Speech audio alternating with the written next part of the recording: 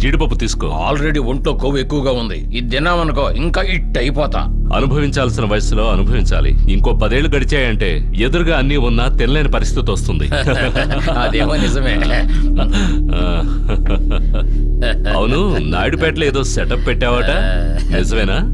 అది పర్మనెంట్ కాదయ్యా, మూడు వచ్చినప్పుడు అప్పుడప్పుడు పోయి వస్తుంటా అంతే.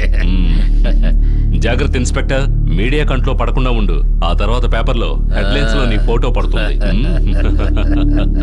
ఆడుగా వచ్చాడు, ఆయన తినమని చెప్పు. సన్నంగా ఉన్నాడు ముందరనే. మన ఎమ్మెల్యే ఎక్కడికి వెళ్ళినా మీటింగ్ వెళ్ళినట్టు లేటుగా వస్తుంటాడు. ఏం చేయమంటావు? అది ప్రజలకు మంచి చేయకపోయినా మంచి చేసిన నటించాలి కదా. అవునవును. చూడండి, ఆయన కొంచెం ఎక్కువ పోయింది. మునగ చెట్టు ఎక్కిస్తున్నావే. Cheers. ఎంత దర్జాగా ఉన్నాడు చూడండి. ఏంటి ఇన్స్పెక్టర్, మీ ఏరియాలో ఒకటే హడావిడిగా ఉంది.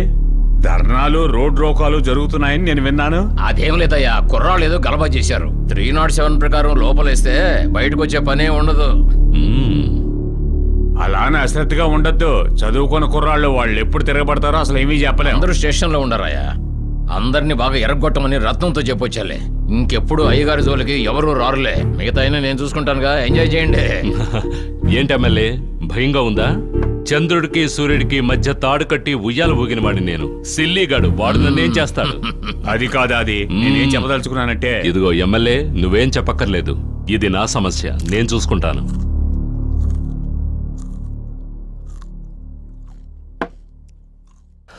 నాతోనే ఆడుకుంటారా? ప్రాణభయం ఎలా ఉంటుందో వాళ్ళకి నేను చూపిస్తా.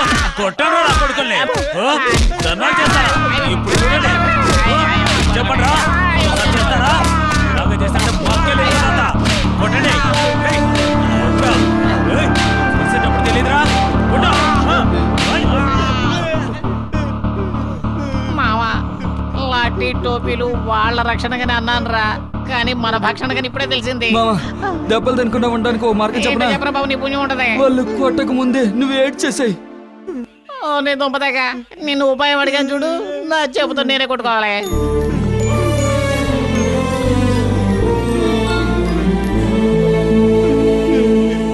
సార్, ఎలాగైనా మాట్లాడి రిలీజ్ చేయించాలి సార్. ఇప్పుడు వీకెండ్ కదా, కోర్టుకి తీసుకెళ్తే 3 రోజుల జామీన్ దొరకదు. డోంట్ వరీ, అన్నీ నేను చూసుకుంటాగా.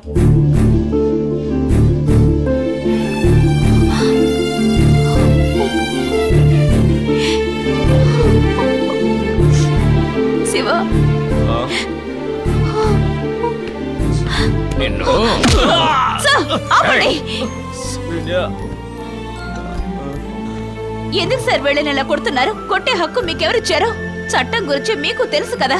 చట్టం గురించి నాకు తెలియదు, కోర్టు వాళ్ళకి తెలుసద్ది. ఇప్పుడేమంటావు? ఇక వీళ్ళ పైన ఒక్క దెబ్బ పడినా జరిగేదే వేరు. నా స్టేషన్ కి వచ్చి నన్నే బెదిరిస్తుండా? ఏం కావాలి నీకా? సార్ రండి.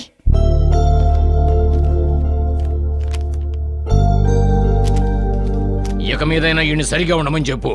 అనవసరమైన విషయాల్లో తలదూరిస్తే ఈడి ప్రాణం ఇక్కడ ఉండదు, ఎగిరిపోద్ది. రై ఓరా.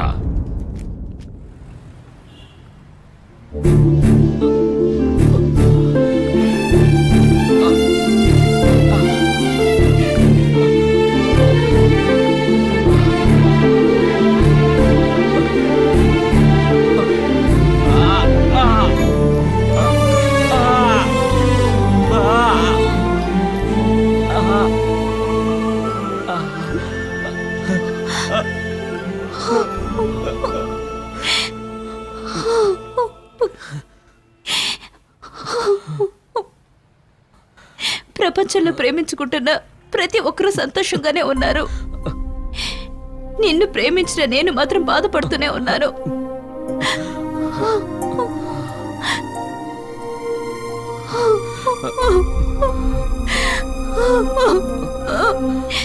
అసలు మనం కలిసి ఉండకూడదు.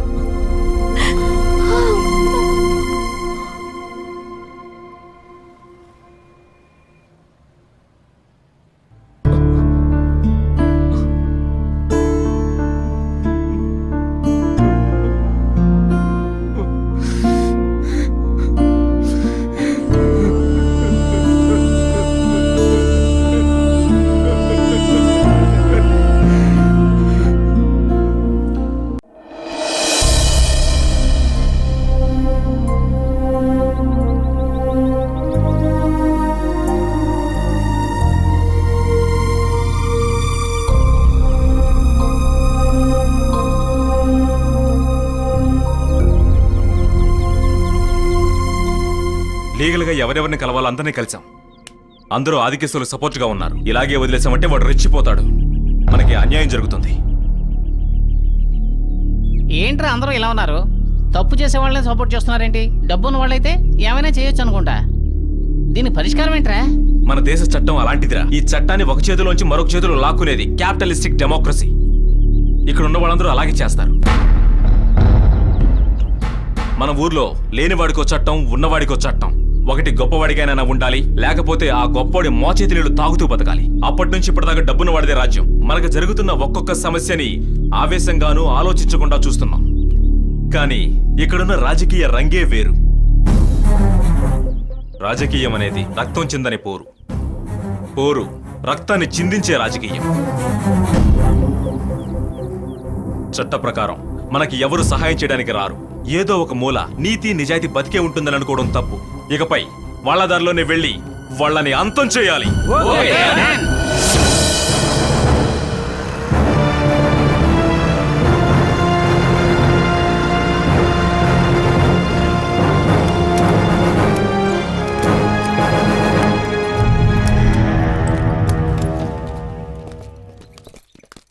సార్, మీతో కొంచెం పర్సనల్గా మాట్లాడాలి. రా. రండ్రా.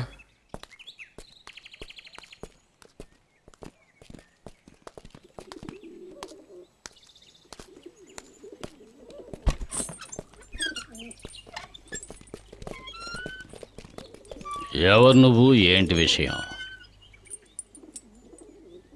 నీకు నా సాయం కావాలా? నీ సమస్య ఏమిటో చెబితేనే కదా నేను చేయగలుగుతాను. ఆదికేశం చంపాలి సార్, అది మీ వల్లే అవుతుంది.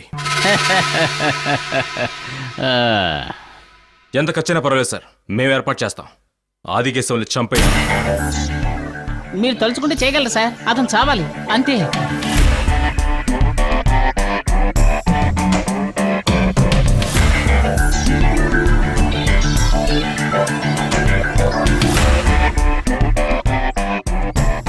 సరిపోదంటే చెప్పండి సార్, మేము ఏదోలాగా ఏర్పాటు చేసిస్తాం.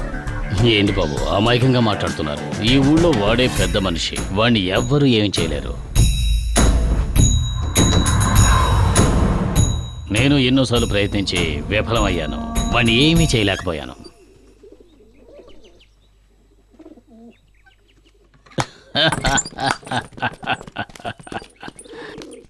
ఎంతమంది మనుషులు, అధికారం ఉండి కూడా నేను ఏమీ చేయలేకపోయాను. మీరు ఓ పని చేయండి, వీళ్ళని తీసుకువెళ్ళి వాడిని లేపేయండి. మీకెన్ని లక్షలు కావాలన్నా నేనిస్తా. కోర్టు కేసు అంటూ వస్తే అవన్నీ నేను చూసుకుంటా. వీళ్ళందరినీ ఉపయోగించుకుని వాడిని లేపేయండి. అలా జరిగితే సంతోషించే మొదటి వాడిని నేనే.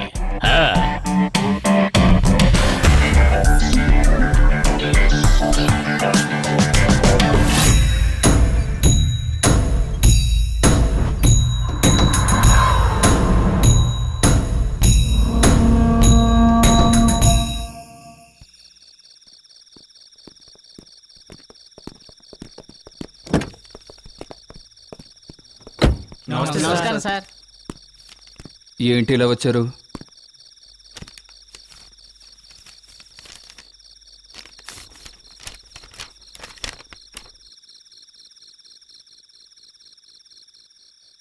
లోకల్ స్టేషన్లో కంప్లైంట్ చేశారా?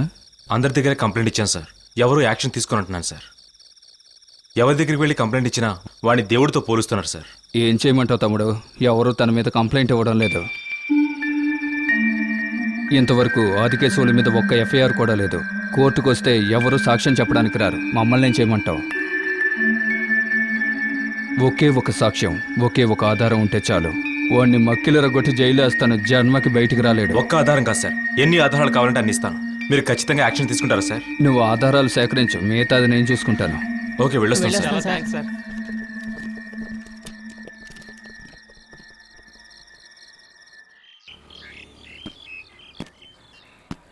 రేయ్, ఎవర్రా నువ్వు? ఆదిని కలవాలి. ఆ అన్ననే పేరు పెట్టి పిలుస్తావా? పోరా. ఏయ్, ఎవడ్రా వీడు? అన్నా, మిమ్మల్ని కలవాలంటున్నాడన్నా. నాతో పనే ఉందిరా నీకు? అన్నా నేను నీ దగ్గర పనిలోకి చేరాలన్నా. ఇక్కడేం జరుగుతుందో తెలుసా? తెలుసనా? మీరు చెప్పారంటే ఏయ్, దించండ్రా, ఏం చెప్తాడో చూద్దాం. మీరంటే నాకు చాలా ఇష్టమన్నా. మీరు ఏం చెప్పినా నేను చేయడానికి సిద్ధంగా ఉన్నాను. ఏం చేయాలో చెప్పండి. నువ్వు చేస్తావో చెయ్యవో నాకు తెలీదు, కానీ నా ఏరియాకొచ్చి నా వాడి మీద కత్తి పెట్టావు చూడు, నీ ధైర్యం నాకు నచ్చిందిరా. రా. ఎందుకయ్యా అనవసరమైన పట్టుదల?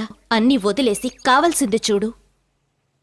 నేను అడ్వైజ్ చేస్తున్నాను, తప్పుగా అనుకోకు శివ. నువ్వు నా కొడుకు లాంటి వాడివి. నీ వల్లే మేమందరం ధైర్యంగా ఉంటున్నాం. ఈ అమ్మాయిని చూడు, నిండు చూలాలు. నీకేమైనా అయ్యిందంటే ఆ అమ్మాయికని ఎవరుంటారు చెప్పు? శివ, నువ్వు చదువుకున్నవాడివి, బాగా ఆలోచించు. ఎవరు చెప్పేది వినద్దు. కానీ ఒకటి, కక్ష అనేది రెండు వైపులా ఉండే ఒక పదునైన ఆయుధం. ఇన్ని ప్రాబ్లమ్స్కి నేనే కారణం. నేను ఇంకా ఇక్కడే ఉంటే మీకు పగ తీర్చుకోవాలనిపిస్తుంది. నేను బాంబే వెళ్తాను. అక్కడికి వెళ్ళి ఏదో ఒక జాబ్ చూసుకొని నన్ను నా బిడ్డని కాపాడుకుంటాను. నన్ను క్షమించండి శివ, నేను వెళ్తున్నాను. శ్వేత, నేను చెప్పేది ఒక్క నిమిషం విను. నేను నిన్ను కాపాడలేను అనుకుంటే నువ్వు ఇక్కడి నుంచి వెళ్ళిపోవచ్చు. నువ్వు నన్ను నమ్మలేవా శ్వేత? నీ బాధ ఎవరూ తీర్చలేనిది, అది నాకు తెలుసు. చనిపోయిన వాడు ఎవరో కాదు, నా ప్రాణ స్నేహితుడు.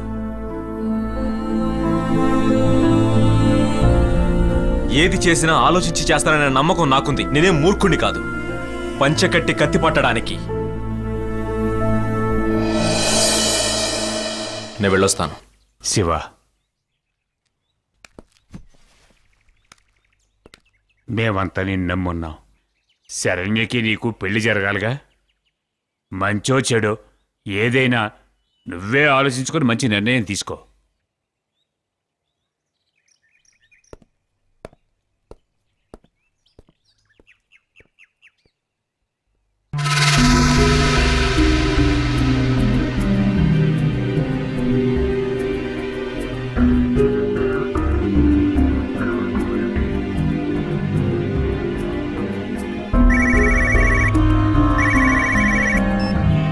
ఏమైంది?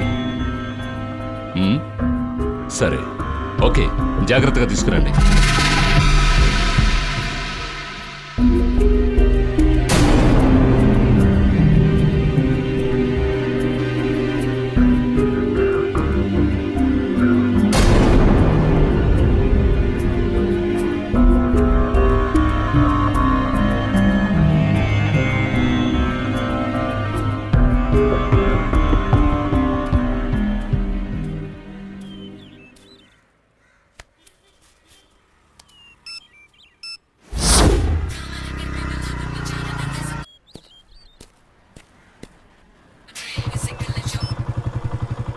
రే, ఎందుకు రాలనించినా? ఏమైందిరా నీకు? ఏం లేదు కానీ నీ పని చూసుకో. హలో. రే, ఏంట్రా హలో గిలో అంటో? నేనేం పిలవలేదు, బయట నుంచి వినిపిస్తోంది. నీ అబ్బా తప్పించుకున్నావురా. హలో శివ, నేను గురిని మాట్లాడుతున్నాను. ఏం జరిగినా సరే నువ్వు లైన్ కట్ చేయి. ఓకే ఓకే, చెప్పు. ఏదైనా విషయం కనిపెట్టావా? చాలా విషయాలున్నాయి. ఇవాళ ఒక విషయం జరగబోతుంది, అది మనకి బాగా ఉపయోగపడుతుంది. ఎవరితో మాట్లాడుతున్నావు? కస్టమర్ కేర్తో మాట్లాడుతున్నా. కస్టమర్ కేర్తో మాట్లాడుతున్నావా? అబద్ధాలు చెప్పావో నరికేస్తా. Hello hello, we're calling from customer care. చెప్పండి సార్, మీకు ఏదైనా హెల్ప్ కావాలా? నువ్వు నాకేం హెల్ప్ చేయక్కర్లేదు. కెవ్వు కేక పాట మాత్రం రింగ్ టోన్గా పెట్టు. ఇదిగో, అబద్ధాలు చెప్పావంటే నరికేస్తాను రాయ్. హలో శివ, అబద్ధం చెప్పి ఎస్కేప్ అయ్యాను. నువ్వెంతో జాగ్రత్తగా ఉండాలి గురు, వాళ్ళెంతో దుర్మార్గులు. అదంతా నేను చూసుకుంటాను. నువ్వు దేనికి దిగులు పడకు. నేను చెప్పే జాగ్రత్తగా విను.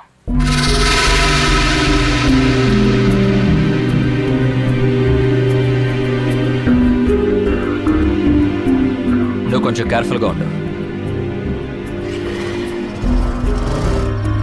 ఏదో వ్యాన్ వస్తుంది చూడు, ఆపుదాం.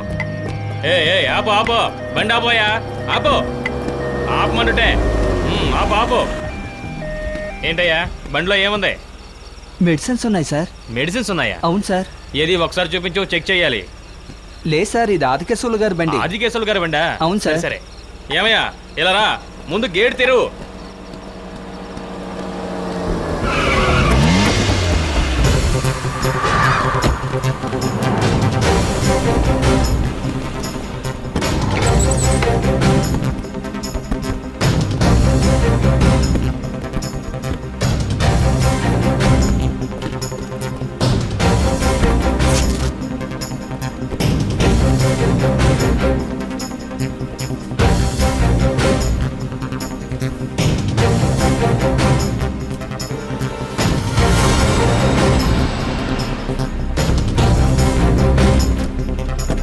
ఏయ్, రా.